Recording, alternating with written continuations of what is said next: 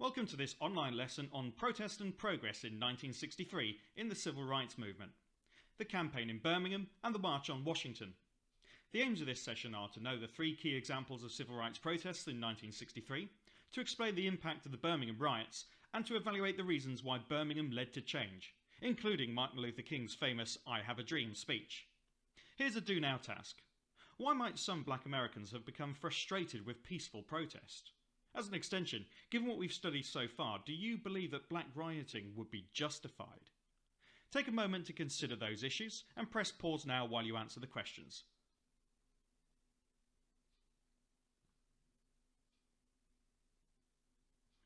Okay, I wonder what your thoughts were. It's an interesting one because peaceful protest was such a linchpin of the civil rights movement, except it has to be accepted that the progress that it was making was painfully slow. Consider that the initial breakthrough with the Brown versus the Board of Education case in 1954 was still only having a limited effect by the beginning of the 60s. It is no wonder that with living conditions not keeping pace with the change in the law, that people were becoming quite frustrated with the slow pace of change being brought about by peaceful protest. However, that's not to say that personally I would condone such an approach, but I'm speaking from a position of privilege, and I wasn't alive in the 60s, so I can't really understand how these people felt.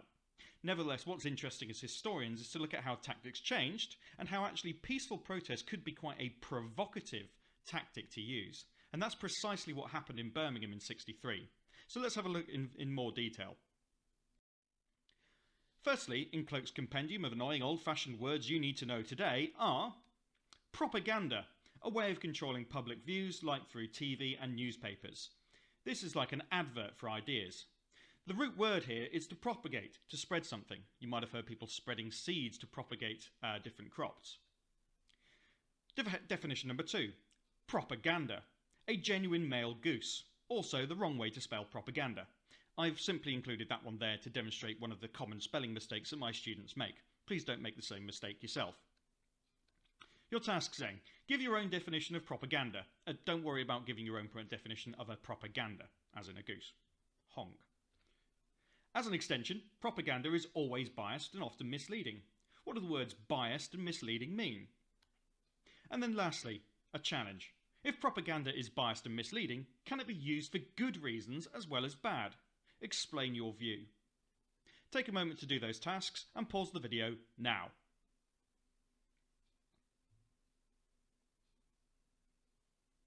Alright, hopefully you didn't write down the one about the goose. What about the extension question then? Misleading and biased. Well, if something is biased, it means it's really one-sided. For example, if you supported a particular football team, you would give reports in favour of that football team over other teams. That would be an example of bias. In this case, bias can be related to civil rights campaigners maybe having a biased view towards their organisation's contributions being larger or perhaps more significant than other contributions. In the other hand, misleading can mean basically lying, but it's not quite as strong as saying that someone is completely lying.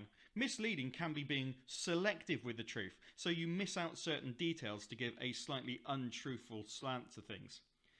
Bias and misleading items are often very much intertwined, so you can show bias by being deliberately misleading. So if propaganda is always biased and rather misleading, can it be used for good reasons as well as bad? Well, when we think of propaganda, we often think of some of the more notorious examples. For example, propaganda minister in Nazi Germany, Joseph Goebbels, used a lot of biased and lying propaganda to demonise certain groups within Germany. However, propaganda can have some positive effects as well. Consider government health campaigns. They might be biased in favour of a particular point of view, but they have a good intention behind them to help people's health.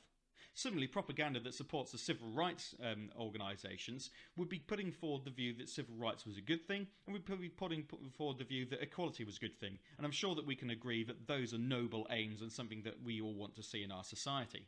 And so propaganda can be actually a force for good in its way, as well as for evil, although we often concentrate on the bad sides to it too. Nevertheless, whenever you're dealing with anything that might be propaganda, you've got to treat it with a critical eye. This is how fake news ends up spreading like wildfire in this modern age. But I digress slightly, so let's move on to Campaign C in Birmingham. Campaign C is all about confrontation. Indeed, the C in Campaign C stood for confrontation. You get a sense of what was being got at here by looking at these images. In the top picture, we can see a peaceful protest. Some interesting signs here. Can a man love God and hate his brother? A perfectly reasonable suggestion, and you can see that these protesters are not doing anything violent. In the bottom right picture, we can see how the police would act violently towards these protesters and how they might indeed be provoked. Well, think how these images would have looked to an outside observer. Who comes across as the aggressor and who comes across as the one with the power? Clearly, the policeman with the truncheon there is likely to be the one who's viewed as being more brutal than the people who are being hit. And that's quite a powerful message to send out. In 1961, SNCC, so remember that's the Student Non-Violent Coordinating Committee, and the NAACP, the National Association for the Advancement of Coloured Peoples, and others staged marches and boycotts in Albany, Georgia. There were arrests, but there was no public violence. In December that year, SCLC and Martin Luther King got involved again. Again, there was no violence. Both protests drew little coverage from the media and so didn't really work on their aims of increasing awareness and support for the civil rights movement. Quite simply, most people didn't actually get to hear about them. On April the 2nd of 1963, SNCC, SCLC, that's the Southern Christian Leadership Council, and ACMHR, that's the Alabama Christian Movement for Human Rights, began Campaign C. They chose Birmingham, Alabama as the venue for this protest for several reasons. Firstly, the city was very segregated. Secondly, white terrorism had earned it the name Birmingham after a number of black churches and homes had been attacked. Let's not forget that these attacks were not just attacks on property, they did harm and kill people too. Lastly, the chief of police in Birmingham was Bull Connor. He was a violent racist who would be easy to provoke if attacking peaceful protesters. So, by provoking people like Bull Connor to attack peaceful protests, it would be hoped that it would draw more media attention. But of course, this is a risky strategy that is genuinely putting people in harm's way. Some tasks then.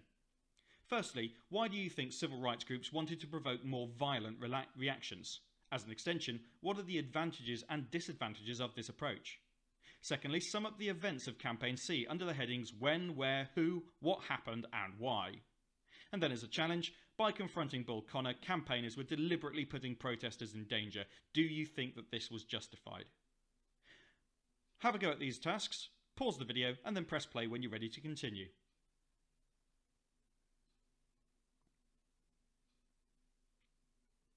So why did you think that civil rights campaigners wanted to provoke more violent reactions? Well, given that you can't necessarily answer my question directly to me here, well, let's consider what the advantages and disadvantages might be in weighing this up. So the advantages might be that protests that didn't draw a violent reaction from the authorities often didn't get any coverage in the newspapers. So by being provocative and getting them to the authorities to have these violent reactions, you're more likely to get the press coverage that you really need to advance the cause of civil rights and to advance your agenda. Similarly, an advantage might be that you can show the violence that black people were suffering every single day anyway, so that people can have a more realistic view of the hardship that black Americans were suffering, especially in the South at this time. However, there are disadvantages too. Your opponents can accuse you of provoking violence and therefore condoning violence yourself as a group of people who are claiming to be peaceful protesters. The ever-present threat of being accused of being someone who was just stirring up trouble was something that potentially could latch onto this sort of event. Hopefully you've been able to sum up the events from the information on the left. If you've not managed to get every single heading done, review the information or perhaps do some further reading online. What about the challenge then? Confronting Bull Connor was a dangerous tactic, so was it justified? Well, that'll have to be your own point of view.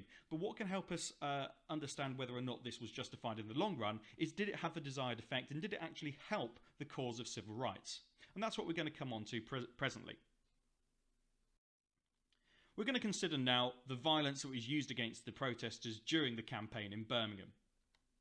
Between May the 2nd and May the 3rd, there were sit-ins. You might remember what these particular protests involved. Boycotts and protest marches. So these are all well-used civil rights peaceful protest methods. The sit-ins, remember, involved going into a segregated area, for example a diner, and asking for service by sitting in the white section of a segregated bar often in a mixed group, and then just sitting there and not leaving until closing time. This was a peaceful protest, but very provocative because, of course, you couldn't be removed without a certain amount of violence being used against you. Similarly, boycotts would hit businesses in the pocket by refusing to support them. Remember, this has been a really successful tactic in the 1950s in Montgomery, Alabama, in desegregating public transport. And lastly, protest marches. We saw some examples of those in the previous slide. Around 1,000 people were arrested by Bull Connor's police, at least in the first range. Your tasks then. Firstly, study these photographs on this page. What forms of violence can we identify from these photographs? Secondly, what is the likely reaction of Americans in northern states to these pictures? And lastly, watch the linked video. Explain what forms of terrorism black people suffered in Birmingham, and also why young people were so important to Campaign C. If you've done all of those things and you want a further extension, try this one. Do you agree with the decision to use young people in Campaign C and put them at risk in the face of Bull Connor's violent tactics? Do explain your opinion there. So while you complete those tasks, you can pause the video.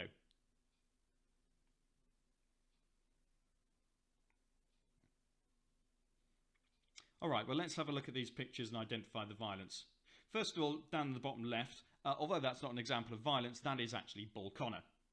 Then next to that we can see a young black protester. In fact, sources suggest that this man was a bystander, not an active protester during this movement, where one of the police officers is attacking him with a dog. He's being bitten and his clothes are being torn. We can also see a woman who's been arrested here. Often violence was used in the arrest of these people. Beatings were common. We can also see in the top photograph some gentlemen with BFD on their coats. I say gentlemen in a figurative sense, of course. This was the Birmingham Fire Department. They were taken over by Bull Connor and ordered to use fire hoses on the protesters. Now, using water cannon was not a completely unknown approach for dispersing protests. What made this particularly horrible, though, is the pressures at which these fire hoses were set, which could literally blast people off their feet, bash them down the roads, and even break their bones. These were very nearly lethal weapons. So, some pretty horrible stuff. And remember, this was all being photographed and this was being filmed, and all of that was being sent all over the country. So what was the likely reaction of Americans in northern states to these pictures? Well, quite frankly, they were appalled by them, as was President Kennedy. I've also included a link to President Kennedy's address in the wake of Birmingham, where he did admit that the country had a racism problem and it needed to do something about it. Of course, change is easy to talk about. It's much more difficult to enact. Also in the link video, what forms of terrorism do black people suffer in Birmingham? You would have noticed that there had been racism by the KKK, so the Ku Klux Klan. There had been lynchings and there had been terrorist bombings as well. That's in addition to the usual forms of racism that these people would have had to deal with on a daily basis anyway. Things like random police checks, refusal of service, and the general racism that came with living in the segregated South. So why were young people so important to Campaign C? Well, within a few days, many of the older protesters had already been arrested, so if the campaign was to continue, it was going to rely on young people taking part. But also remember the extra reaction that violence towards young people, these people being effectively children, would have in garnering sympathy for the civil rights movement. As for the challenge question, that's very much a matter of opinion, and I'm not necessarily going to give you my own opinion here, but you've got to decide whether or not the good that came from Campaign C was worth the risk that these young people had to take. Let's move on to the lessons that were learned from Campaign C. So what did Birmingham teach civil rights activists and indeed their opponents? Firstly, the lessons of Birmingham for civil rights protesters. Quite simply, their policy of inviting violence from opponents worked because it won them publicity and sympathy both in the wider USA and worldwide. But what about their opponents? Well, opponents of civil rights, including state officials and the police, learned that violence against protesters would escalate the situations, bring them bad publicity, and win sympathy for the protesters, so they might change their tactics in future. Your tasks then. Describe what each side learned from Campaign C in Birmingham. Try and use your own words where possible. However, it might be a nice idea to complete a diagram much like the one I have. Who gained the most useful lessons from Birmingham? Explain your point of view for this as well. Try and link it back to other details that you've picked up in earlier tasks. And lastly, what might be the long-term importance of these lessons for the civil rights movement? While you complete these tasks, you can pause the video. Do so now.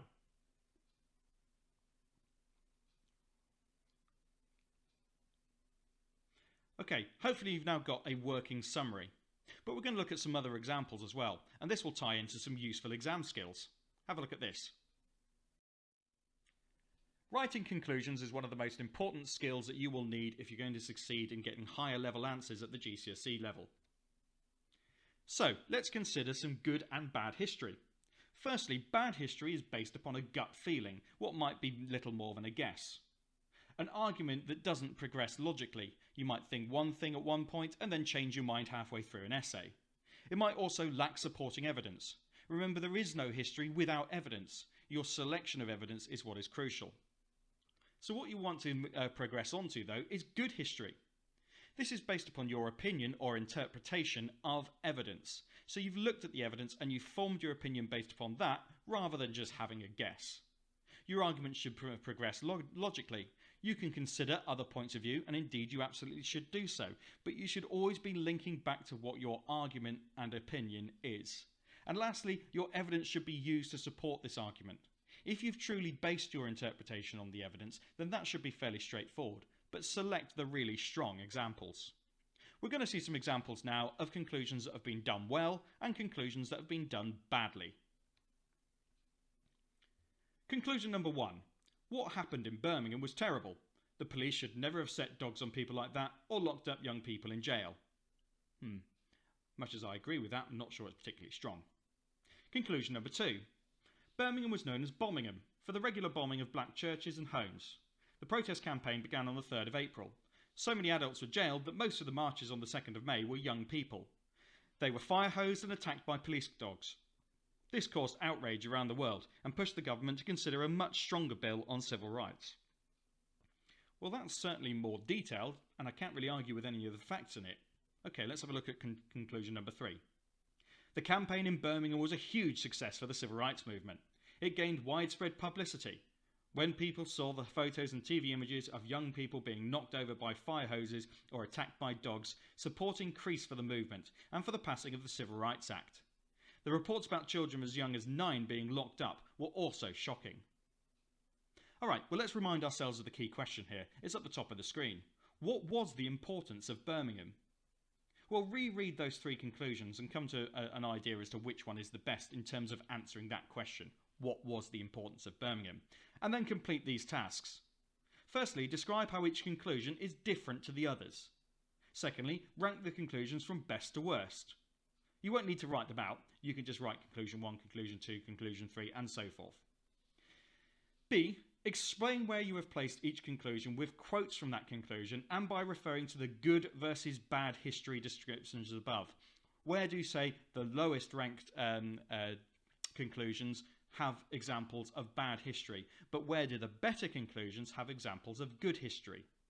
Finally, suggest one way that each conclusion could be improved. Again, follow the advice above, because even the best conclusion in this list could still be better. Alright, pause the video now while you do that.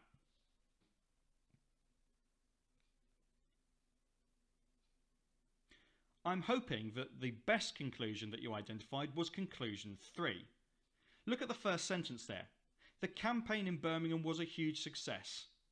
So what was the importance of Birmingham? Well, that starts right away by addressing that. It was a success. Then look later on.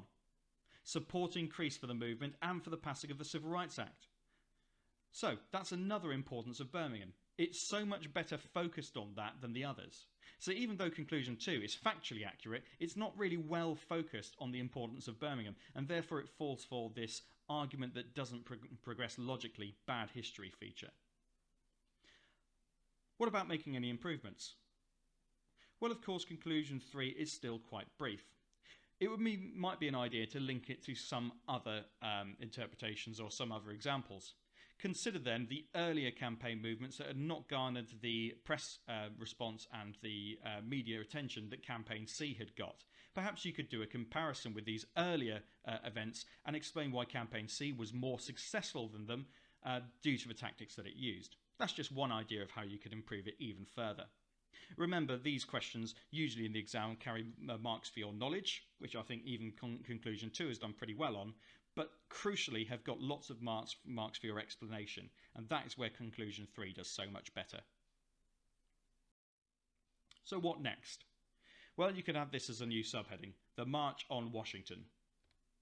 In response to the horrible scenes in Birmingham, civil rights campaigners joined forces to hold a mass march in Washington, D.C. to show the desire and need for change. On the 28th of August 1963, that's a key date, the march took place. It was a peaceful and good-humoured march, and it was the biggest political march ever in US history. We can see an image of this march in the picture down below. Is there anything that you notice about the crowd in particular? Okay, you may have noticed some of the placards that they're holding. We march for jobs, jobs for all now. Okay, well, that's not directly addressing the civil rights and anti-segregation movement, but it's addressing the wider inequalities in America at this time. What about the makeup of the crowd? Yes, it is predominantly black American, but there are white people there supporting them too. Notice as well that there are members of the clergy. You might recognise front and centre Martin Luther King, but next to him we have someone who's wearing a dog collar of a priest. There's men and women here, so this has got broad support, and this made it a really powerful symbol of solidarity. Notice too the matching badges that they are wearing. It shows that they're all on the same side. So here's some facts about the march. 250,000 people took part. To put that another way, that's 250,000 marchers. 40,000 of them were white people, showing that actually there was support for civil rights from across the racial spectrum of America. Many civil rights leaders spoke, but King's I Have a Dream speech secured his position for many people as the spokesperson for the civil rights movement. Have a look at this speech. This is an extract from King's speech, and I've included a link to a video of it in the description too. I have a dream that one day this nation will rise up and live out the true meaning of its creed. We hold these truths to be self-evident, that all men are created equal. I have a dream that one day on the red hills of Georgia, the sons of former slaves and the sons of former slave owners will be able to sit down together at the table of brotherhood. I have a dream that one day, even in the state of Mississippi, a state sweltering with the heat of injustice, sweltering with the heat of oppression, will be transformed into an oasis of freedom and justice.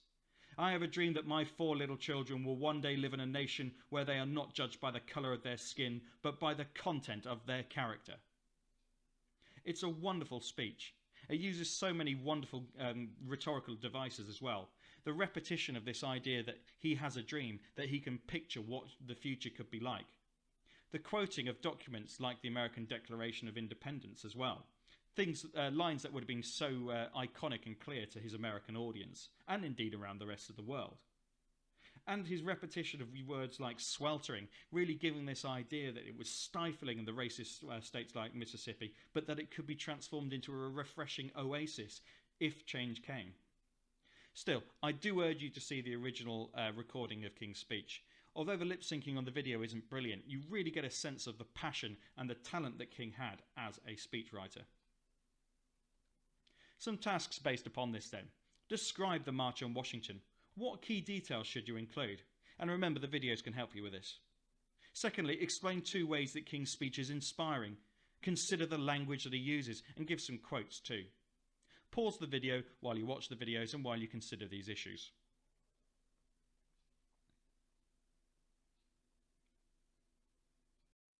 So why was the March on Washington so important? Well, I'm going to create a brief spider diagram on this, and you might want to create a diagram that's similar on your own. The March on Washington was significant because its size. It showed huge support for the civil rights movement across the USA.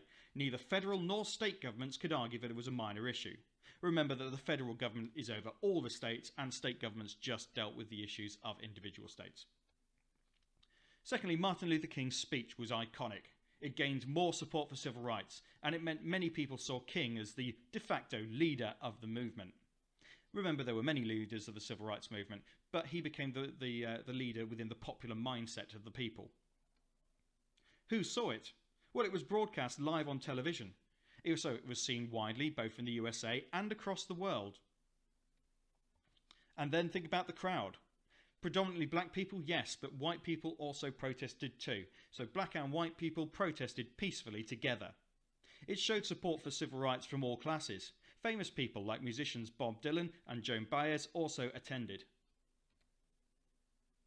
So, explain 2 ways that the March on Washington was important. You can use point example explain to do this, and use specific examples either from this diagram or from elsewhere in your notes. Secondly, which groups might put pressure on southern state governments to change as a result? Consider your answers to those and press pause now.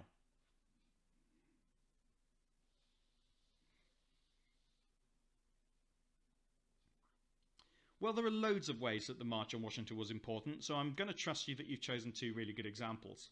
In terms of the groups that would put pressure on southern state governments, consider this.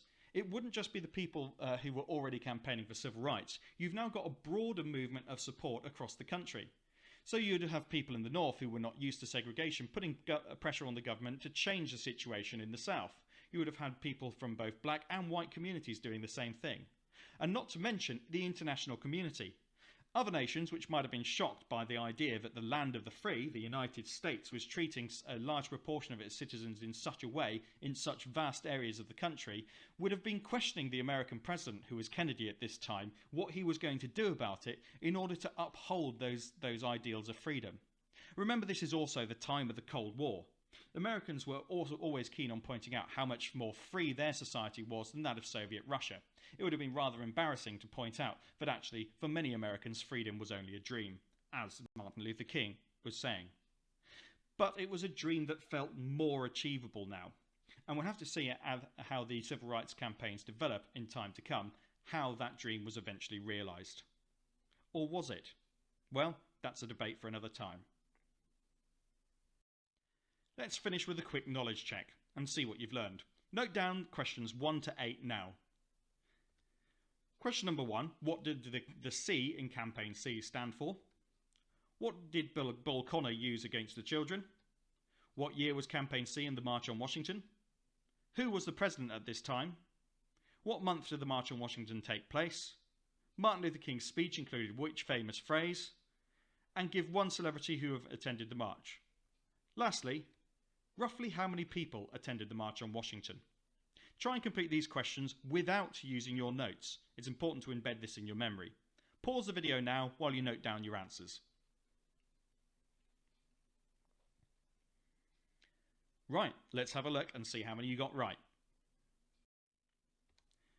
The C in Campaign C stood for confrontation. Remember, they were supposed to be provoking a violent reaction. Fire hoses and dogs were used on the children. Either answer is absolutely fine. I would also accept mass arrests as well. Remember, many of these kids were put in prison. What year was Campaign C and the March on Washington? It was 1963. The president at that time was John F. Kennedy. I'll accept JFK, how he's often referred to. The month that the March on Washington took place was August. The sunny weather's a clue. Martin Luther King's famous speech included the phrase, "I have a dream," and that's very much how this speech has been remembered. Bob Dylan, Joan Baez, there are other examples that you may have picked up, but those are probably the 2 famous ones that I've mentioned in this presentation. And then lastly, roughly 250,000 or 250,000 people joined the march. You may have even added that 40,000 of those participants were white. Alright, so hopefully we've cleared up some of our knowledge on Campaign C, its effects, we've done a little bit of exam skills as well, and we've checked some knowledge and our understanding of the importance of the March on Washington that came afterwards. We've also had a look at Martin Luther King's famous "I Have a Dream" speech, which is such a crucial moment and a famous moment in the entire civil rights struggle. And on that note, the lesson is over, and I'll say thanks very much for watching. If it's been useful to you, please give the video a like and consider subscribing to this channel where more content is being uploaded all the time. Thanks very much and goodbye.